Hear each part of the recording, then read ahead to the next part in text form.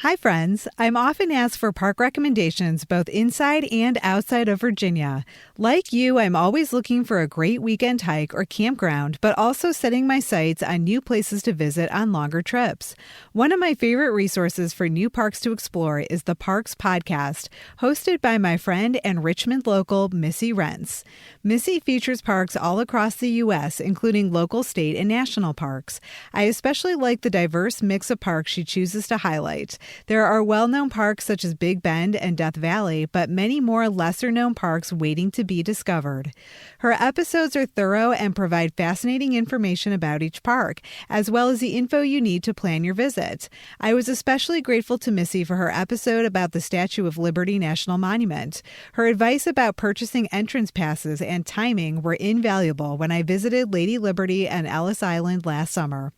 Missy collaborates directly with park staff to ensure that the info she provides is accurate and amplifies the work our park rangers and staff are doing to preserve and protect our public lands.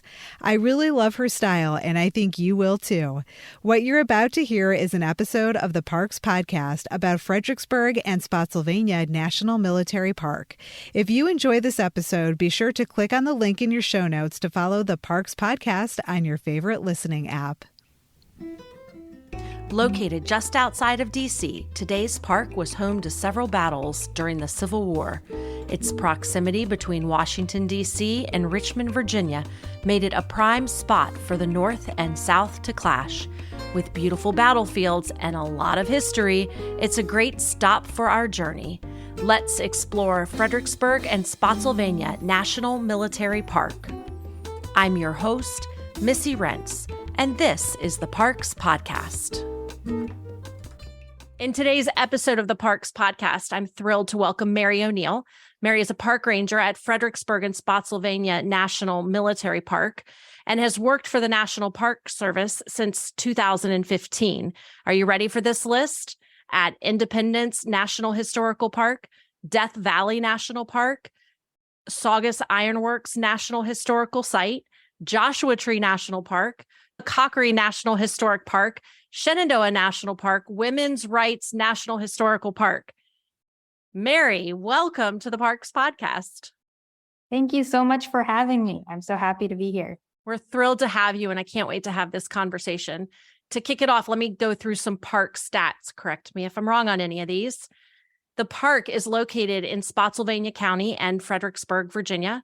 It was created on February 14th, 1927. Calvin Coolidge was president at the time. The park is 8,374 acres, and in 2022, there were 756,296 guests. The park contains more than 35 miles of hiking trails. There were 4 battles that took place in Fredericksburg, Chancellorsville, the Wilderness, and Spotsylvania, which make up the park. And I think this is fascinating. It is the longest name of any unit in the National Park System at 75 letters. Yes. And we usually say Fredericksburg and Spotsylvania National Military Park. That's the shortened version.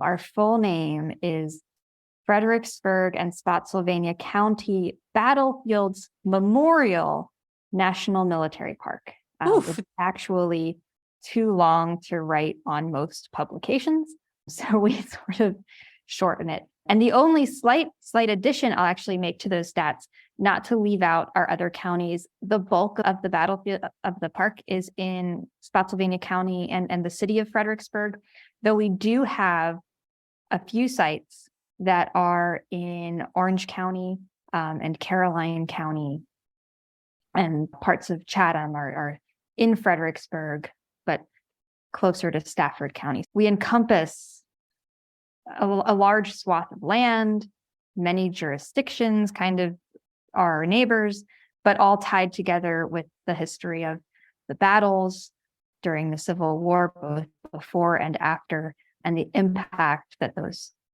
events had on this landscape.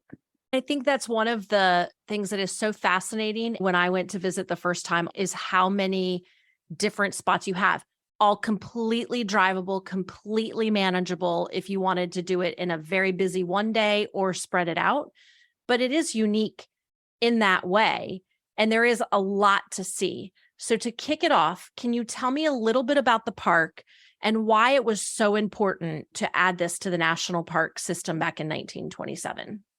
Yeah. So you mentioned, we were added to the Park Service in 1927, and there's a fascinating history of the development of the park and really the development of the protection of these spaces that ties into really some big questions, regarding how we remember the Civil War, how we commemorate the Civil War.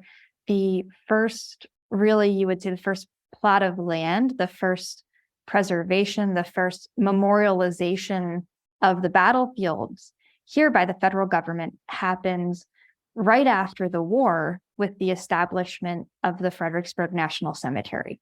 So the Fredericksburg National Cemetery is established with the help of the National Cemetery Administration, was brand new after the Civil War, is trying to resolve this question of what to do with the bodies, what to do with the remains, the humans who died fighting for the United States. How do we remember them? And we can't possibly identify them all. We can't possibly bring them all home. So they start establishing these cemeteries. The Fredericksburg National Cemetery, even though there's 4 different battles, distinct battles that the park preserves, they take place at different times. The National Cemetery, they started reinterring graves, burials of United States soldiers from the Battle of Fredericksburg, from the Battle of Chancellorsville, from the Wilderness, and from Spotsylvania Courthouse to this one location. At first, that was the location where we memorialized the Civil War. Now, you also have, in the years after the war, you have a variety of other groups doing similar work for Confederate soldiers. There's ladies' memorial associations who are doing similar work, reinterring soldiers. And then you also have people building independent monuments, things like the Sedgwick Monument in Spotsylvania, the Jackson Monument in Chancellorsville. You have this kind of scattering of memorializations happening. It wasn't funded by the federal government, and it wasn't really organized. It was very grassroots. And slowly, as years go by, there's movements to protect the battlefields proper. So that takes a variety of different forms. Within the federal government, from kind of a top level, we were not one of the first battlefield parks protected. There's a few that were before us. I don't want to start listing them in the wrong order, but you've got like Gettysburg and Antietam, and I believe, oh boy, I'm going to totally get them wrong. I think Vicksburg and Shiloh and Chattanooga. I think those were the 5, but don't quote me on that. But you have this kind of smattering of some battlefields being preserved. And at the time, at the federal level, and when we were even established, we were part of the Department of Defense. We were protected and managed by the military. When the federal government took charge of some of these early battlefields, in part was to protect the places. The places that I just listed, those are the battlefields that have like a ton of monuments and a ton of memorialization, and they would host these big veteran reunions, places like Gettysburg. We look nothing like Gettysburg, right? You go to Gettysburg, you see a million monuments. It's a very different history. But we were both established to be military training grounds for the most part. So like some of the early park history, it's a dual purpose. It's for veterans of the Civil War to remember the conflict, to remember their comrades, to provide space for veterans to meet. But it was also run by the military as like training. Now, we get transferred to the Park Service a little bit later. So the founding mission of the park is its commemoration, its memorialization. These are things that are kind of hot topics in terms of the development of Civil War history. For us, we do very much have a heavy kind of lost cause legacy, and that we are sort of constantly trying to ourselves confront and also understand so that we can better interpret our spaces in a way that is really honest and up to date and fair to the public right now. The founding of our park is the complicated story because you have all of these different grassroots organizations that are doing it. The folks who established things like the Jackson Monument, they want a very specific story about Stonewall Jackson to be told in the park. The Stonewall Jackson death site, that's also part of our park. The Park Service doesn't have many locations dedicated to individual, like generals who died in the Civil War. Lots of people died in the Civil War. This space is very unique. There's a separate history that we could discuss that is just the history of the preservation of that one building, right? And that one space. A lot of the park, you're dealing with places that were slave plantations, places that have long histories of enslavement. We're dealing with places that have long histories of violence, both before the war and, of course, the war itself is an incredibly violent time. I find that having read quite a bit about it, having been there, having gone through ranger programs, videos, I feel like it is a very factual portrayal, not highly emotional on either side, which I really appreciated. And it challenged me and my own thinking to open me up to other perspectives, which I really valued. A couple things from that wonderful description. First, the cemeteries.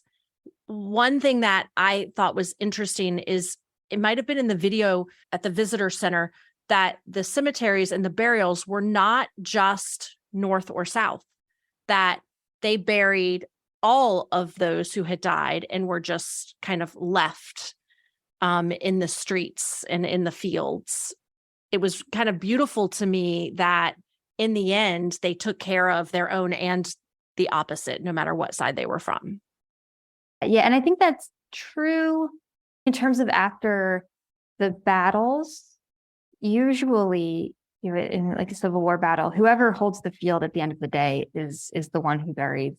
So I think that's probably where what you were at the Fredericksburg Battlefield Visitor Center. So once the U.S. Army retreats back across the river, the Confederate troops are left to kind of deal with the burials. It's usually done very, very quickly, very sort of haphazardly at the Battle of Fredericksburg. I mean, it's winter time, like it's not a great time to be burying people for logistical purposes. There was, I think, general sense that you don't want to necessarily disrespect the dead. That being said, like the Fredericksburg National Cemetery is entirely United States soldiers. So there are no Confederate buried in the Fredericksburg National Cemetery. So when the U.S. government decides to establish these national cemeteries, you have to kind of get yourself in the mind of how someone from the federal government or a U.S. soldier might feel immediately after this conflict. They're establishing these official military cemeteries for their comrades. They very much, from Union soldiers' perspectives, very much view Confederate soldiers as traitors. They did not want to have Confederate soldiers in that cemetery. So that's how the Confederate cemeteries, you have different organizations, since the federal government was not going to manage the burial of Confederate soldiers. You have these separate organizations like ladies' memorial associations, and it's a local group, mostly women, who sort of take up the mantle of burying Confederate dead. So they manage the reinterment of the Confederate soldiers into two Confederate cemeteries nearby us. One is in the city of Fredericksburg, another is in Spotsylvania. So I was lucky enough to go on a ranger tour. I highly recommend it, if for no other reason, to have a ranger paint a picture for what life was like then. Because right now, particularly the Fredericksburg battlefield, it's the suburb of Washington, D.C. If you go there by yourself, it's not like soldiers were hiding behind the 7-Eleven down the street. It was a very different landscape at the time. You can't necessarily paint that picture of being able to see how vulnerable the U.S. soldiers were as they were coming up the hill from the river, first trying to cross the river, but then coming up the hill from the river when the Confederates were just kind of sitting at the top of the hill with free aim. Yeah, no, the landscape has changed so much. And yeah, today Fredericksburg has a huge commuter population. There's probably some debate amongst people from Fredericksburg whether they consider themselves a suburb of DC or not. I think well there's taken. a lot of Yes. people who will say, no, we are Fredericksburg, right? Yes, yes. The reality of the area is that there's a lot of commuters, there's a lot of development, and it can be really hard to visualize the battlefields because there is a lot of development around the battlefields. Actually, going back a little bit to the way that we were founded, when they established the park, they established it they used something they called the Antietam Plan. And essentially, they started preserving and trying to get these sort of key locations in the battlefield under federal control and access to a lot of the roads. But they didn't initially make an attempt to get the entirety of the battlefield, all of the land over which these armies fought. What happened was, at the time, most of that land was like farmland. Most of that land was not super developed. So our official boundary kind of shows this. And over the years, the development in the area happens so very quickly that the park really just couldn't keep up. So what you have today is you have key locations in the battlefields protected, but there are, huge swaths of area that were technically battlefield, but they're not part of the park. It's one of the things that today we work on is trying to paint that picture. What would it have been like for the soldiers at the Fredericksburg Visitor Center? Right now, you look towards the river and it's a lot of houses. That was a large cleared area. That was the fairgrounds. Now, one of the unique things about the Battle of Fredericksburg is that there was street fighting. There was some kind of early form of like urban combat that was not typical in the Civil War. These soldiers were not necessarily trained or always expecting to fight in an urban context, although that's what happened. So the U.S. Army arrives across the river in November.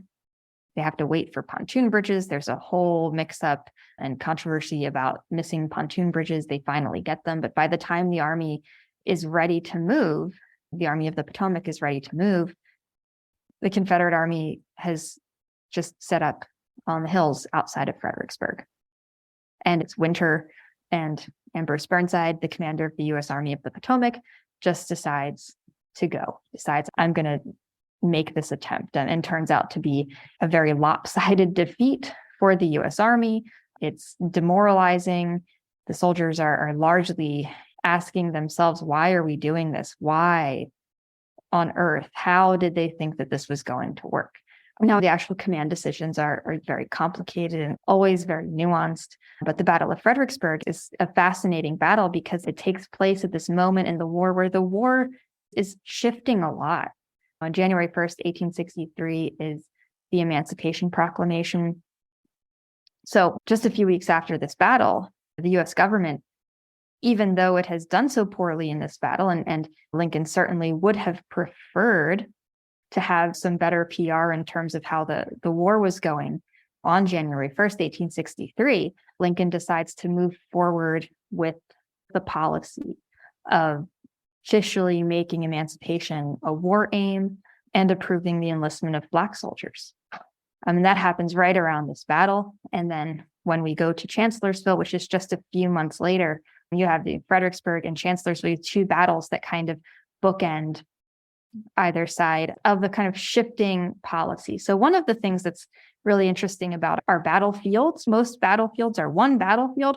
We have 4 battlefields, and that's fascinating because most battlefields, you're just in one place. You maybe talk a little bit about the context before that point in time, a little bit about the context after that point in time, and then you're done, right? Our battlefields cover this really giant chunk of the war. So Fredericksburg starts December 11th, 1862. Spotsylvania ends May 21st, 1864. So it's a long time. Then Chancellorsville and the Wilderness were in between those, but that's a long time in a fairly compact space. They're just different areas. And it's the area, we're halfway between Washington, D.C. and Richmond. So why are all these battles here? Why did the armies never leave this area? Yeah. It's just because of the location. We're between these two capitals. There's a river right here. There's a natural barrier. And both armies are heavily invested in protecting their capital. That's why we're here. If you spend any time in this area, it's unique because there are a lot of places that are not part of the park, but are historic buildings from that era. I found that really amazing. And one of the things I loved visiting Chatham Manor. Chatham Manor is, to set the stage, is on the opposite side of the river of the Fredericksburg battlefield. It has this amazing view. It's like a castle on a hill. It's so beautiful. And during the war, it became a Union hospital and headquarters for the Union Army, but it stayed private for a long time. It wasn't until 1975, more than 50 years after the creation of the park, that it was willed to the National Park Service. So can you tell me a little bit about how this park, but parks in general, can evolve over time with these donations? It's a complicated process that involves things like legislation and congressional boundaries.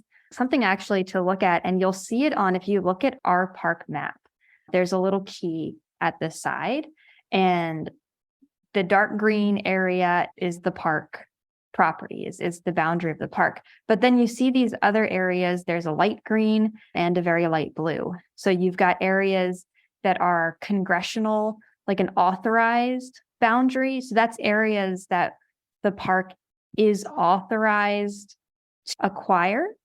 Now, I should note, we cannot acquire land outside of that authorized boundary. So if you have private property and you would like the park to have it, you actually can't just donate it to the park. There's a lot of laws. That other color that you see on our map, and it's labeled scenic easements. So those are like agreements with neighbors that certain types of development won't happen. So Chatham was donated to the park. And when the park was first established, I mentioned we only have like a fraction of the story. The park had the cemetery. The park acquires slowly land along like the sunken road, what is now along Lee Drive. It's this kind of piecemeal thing. And you can look at early maps of the park and see where a boundary initially were. Over time, it expands. Chatham, we were lucky to get that land, and there was interest in that, in part because interpretively, the park didn't own any land over where the U.S. Army came from. The park's initial land acquisitions were heavily Confederate in terms of the lines of battle that the park had. That actually influences things like the driving tours of the park. You can kind of see it in the way that the driving tours are set up, where they tend to follow the Confederate battle lines more than the U.S. battle lines. It was private organizations initially, largely, and a lot of local folks who were managing that early development of the park. But yeah, it's an interesting process. I think the idea especially for people who aren't familiar with a lot of the Park Service, sometimes there's an idea that we can just do whatever, and we can't. We're established by Congress. We have all types of like enabling legislation, and our enabling legislation guides what we do, and those things can be adapted and updated. There have been boundary changes. One of those boundary changes in the park was accompanied by an update to some of our enabling legislation, and that happened. They expanded our purpose to include discussions of the context of the Civil War. Okay. Again, it kind of sounds like bureaucratic, but that's a really exciting shift, because talking about the context of the Civil War happens largely because of conflict over the institution of slavery. It's central to the war for many, many years, though. A lot of our battlefield and many battlefields would just talk about the movements and soldiers and tactics of that specific battle, not necessarily why the fighting happened in the first place. We had an update to our enabling legislation that included, we are going to discuss the wider context of the war, its impact on civilians. It's kind of exciting. Things can happen positively, but it takes time. Yeah, of course. So, okay, this park, these locations have a lot. They have the battlefields. Some of them are fields. Some of them are in the city or, somewhat like that. There's houses. I mentioned the one mansion, but there's other houses. There's frames where houses were. There's the cemetery. I can go on and on. So if you're new and you're going, I'm going to go, how do people know where to start? That's a great question. When I first got a job at this park, I didn't know much about it. And I had kind of a similar conundrum. I was like, how do I do this? There's a lot here. It's not like one chunk of land. Looking at a map of the park, you'll see there's 4 main areas. Fredericksburg, which manages land related to and heavily involved in the Battle of Fredericksburg, which happened in December 1862. Then we have the Chancellorsville battlefield. That's the Battle of Chancellorsville. That happens in May of 1863. So just a few months after Fredericksburg. Chancellorsville is located 10 miles west of Fredericksburg. Then historically, both armies, actually, Gettysburg is 2 months after Chancellorsville. So there's kind of this break. Both armies are away. They come back over the winter. So then you have the Battle of the Wilderness. The Wilderness battlefield is located a little bit to the west of Chancellorsville. And then you have the Battle of Spotsylvania Courthouse. The Spotsylvania battlefield is located a little bit south of the Wilderness. Those two are sort of connected in time. That's Grant's Overland Campaign, which starts in the spring of 1864. That's the beginning of the U.S. Army moving south, which ends ultimately, it stalled at Petersburg. And the following year, when the armies break through Petersburg, Appomattox is right after that. Okay. That's kind of the big history. Now we also have those 4 battlefields. We also have historical sites. So Chatham, which is part of Fredericksburg, but it has a wide history of its own. Chatham was a slave plantation for many, many years before the war, has a really interesting post-war history with the sort of restoration of the house in the 1920s. Then we have the Jackson death site, which is the building, which was once part of a larger slave plantation, but it's just the farm office, which is the building where Stonewall Jackson died. We also have 2 other buildings. Salem Church is not open very much. Salem Church has a history that is connected with both the battles of Fredericksburg and Chancellorsville. There's fighting at Salem Church during the Chancellorsville campaign. So all these places, and Elwood, I can't forget Elwood. Elwood, another slave plantation on the Wilderness battlefields. So how do you visit these places? I would suggest for anyone starting, one is don't get overwhelmed. I know it looks like a lot and you might not know where to go. I would start at one of the 2 visitor centers. We have a visitor center at Fredericksburg and a visitor center at Chancellorsville. Both of those visitor centers have a lot of orientation information. We have park movies. Most critically for people visiting, we have our staff. We have park rangers present who can provide guidance and maps and answer questions and are really valuable resources about all of the history. So I'd start at one of those 2 places. During the summer, a lot of our buildings are open.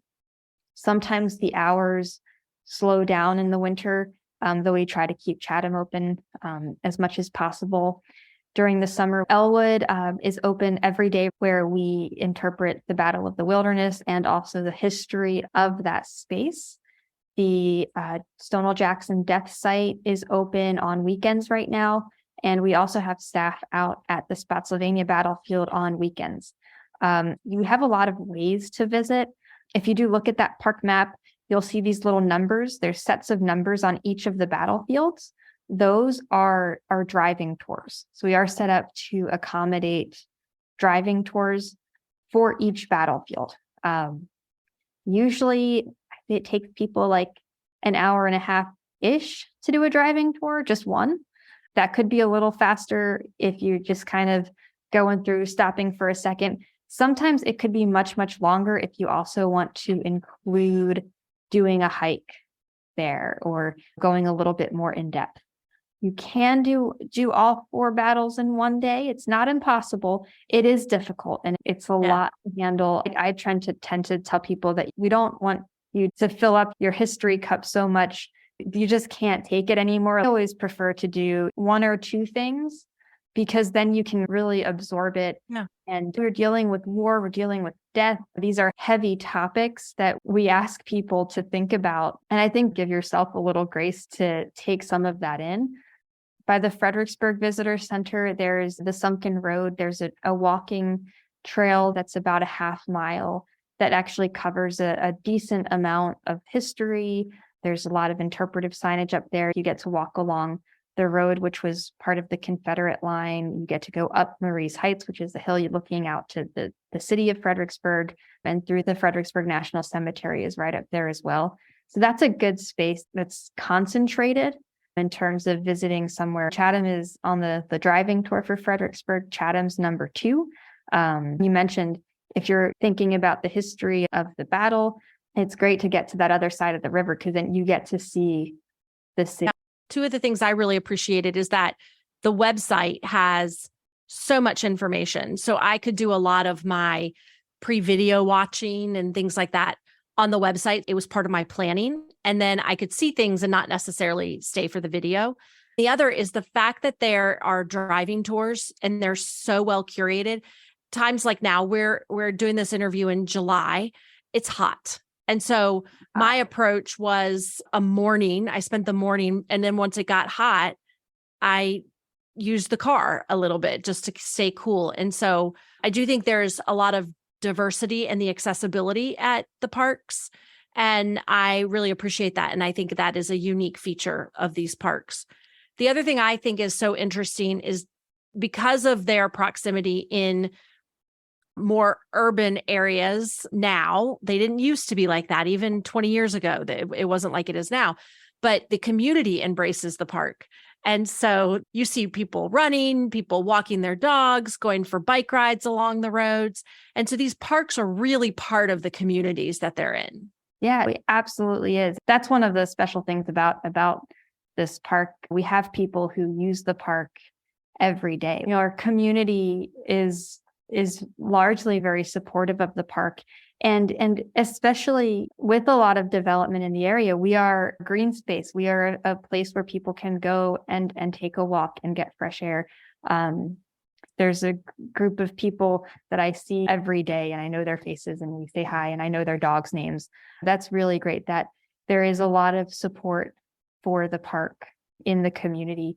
It translates to people who take walks in the park. I'll see those same faces sometimes at our special history programs, where there are people who show up for us and are really invested in keeping this space protected and preserved and protecting our resources too. When I made my list of the different activities I wanted to make sure we've hit on all of them except for one that was intriguing to me. I read a little bit about the National Cemetery luminaries. Can you tell me about that? Yeah, so the Luminaria is an annual event at the Fredericksburg National Cemetery. It's by far the largest event that happens at the park every year. It's actually local Boy Scouts who do a huge portion of the work. It's the Saturday of Memorial Day weekend. The Boy Scouts set out a candle for each burial in the National Cemetery. And I should note, a lot of the graves are unknown, and some of the graves, there's more than one person buried in them. There's over 15,000 burials in that cemetery. So they set up over 15,000 candles. It's the one night of the year the cemetery is open after hours, so people can come the Saturday of Memorial Day weekend and come and honor the people who fought and died and who are buried in that cemetery. It sounds beautiful. It really sounds like an amazing event. It is really beautiful. The past few years, what we've done is we've set up stations within the cemetery for our interpretive staff. We'll be scattered throughout the cemetery during the evening, and you can come up to the different stations and we'll share stories of graves of usually a soldier who's near there. And then they also play taps every half hour during that event. It's a very special event. We have thousands of people show up. And it is one of those events where we see the whole community That's wonderful.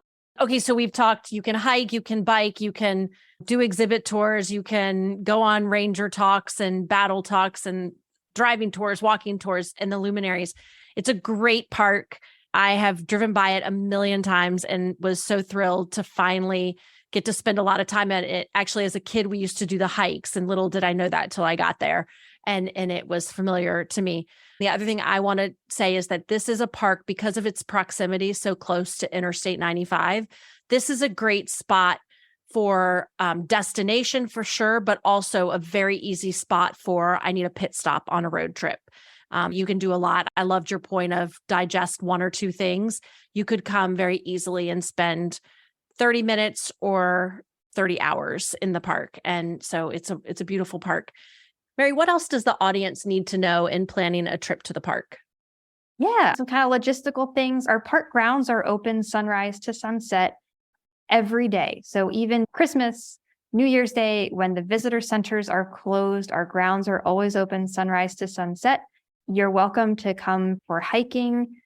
If you wanted to bring our four-legged friends, dogs are welcome in the park. The only place where they're not welcome is in the grounds of the Fredericksburg National Cemetery. And then, of course, inside park buildings. Those service animals are allowed in park buildings. We do have a variety of parking areas available at the visitor centers. And then also on that park map, if you look at the driving tour stops, those stops all have pullouts and parking available so that you can park and walk around and get a sense of the space. The Elwood grounds are kind of interesting. There is a gate at Elwood, which is open when the building is open. But when the building is closed, the grounds are still open. You're allowed to go back there. There's a pullout outside of the gate, so you just have to walk to the grounds. Something also to mention, we do have those two visitor centers. The Chancellorsville Battlefield Visitor Center has exhibits about the battles of Chancellorsville, Wilderness, and Spotsylvania.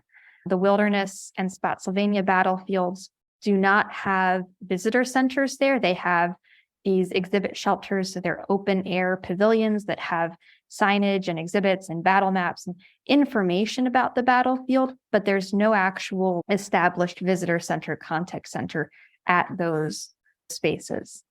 But there's lots of hiking trails available. There's the driving tours. So if you're the type of person who wants to go see exhibits or who wants to watch the park film inside, we do have them online too. But if you want to do that inside, Fredericksburg and Chancellorsville, Chatham have those things available. Wilderness and Spotsylvania, you are really more on your own, though we do have those driving tours available on the National Park Service app and on the website, and that can be a good guide. As we wrap things up, I'm going to give you a speed round of questions. Yeah. Just answer the first thing that comes to mind. Okay.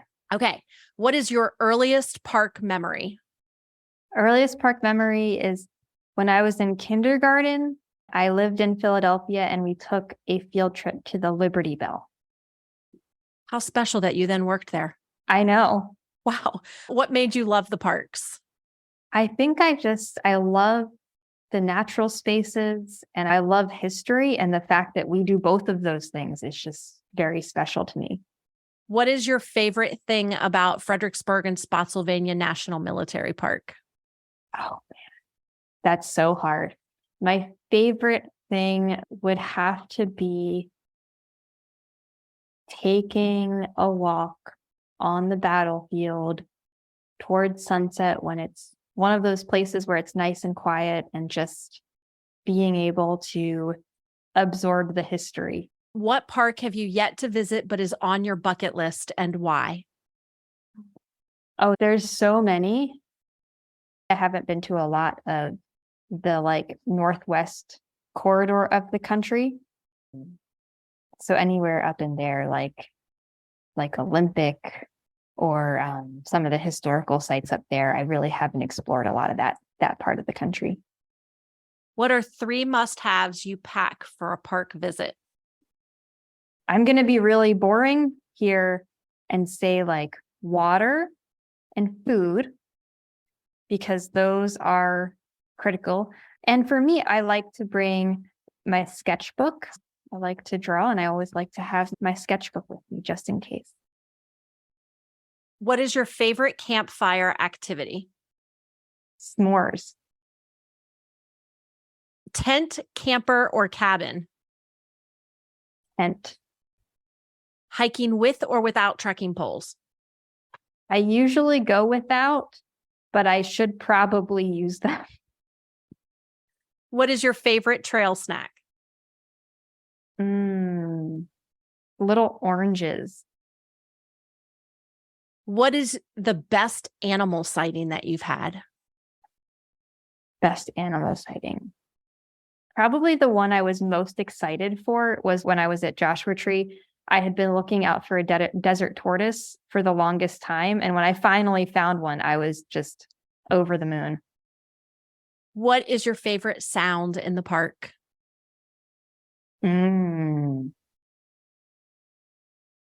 This is kind of a strange answer. I like hearing, especially towards the evening, you get this influx of animal noises. I think frogs are really cool. I like hearing frogs. I don't know why. I think they're fun. Mary, thank you so much for joining us on the Parks podcast. This has been a really wonderful conversation. Oh, thank you so much for having me. That's it for today's episode. Join us next time. And until then, we'll see you in the parks. Thanks for listening. If you enjoyed today's episode, please be sure to like and share on your favorite podcast platform. Music for the Parks podcast is written, performed, and produced by Porter Hardy. For more information, please follow us on Instagram at The Parks Podcast or visit our website at theparkspodcast.com.